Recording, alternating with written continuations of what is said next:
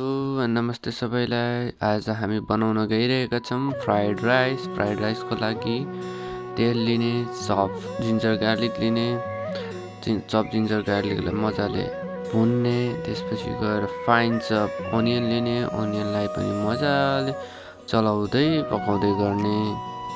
एकछिनसम्म त्यो पाकिसकेपछि अन्डा लिने, अन्डालाई प्याट्ट फोरेर कडाईमा हालिदिने।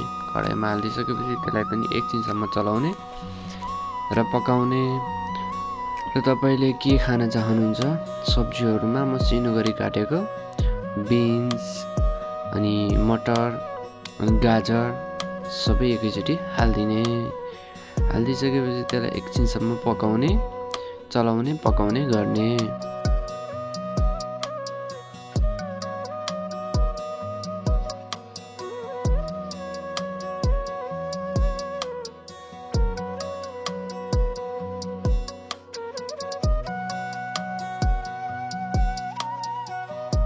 कालो छ चामलको, जुन चाहिँ चामल हामीसँग हिजो राति बचेको थियो त्यही चाहिँ हामी युज गर्दैछौँ। र यसलाई मजाले चामल हालिसकेपछि एकछिनसम्म चलाउने, सानो बनाउने टुक्रा soya sauce, dark soya sauce use गर्ने। डार्क सोया ससको स्मेल पनि राम्रो छ।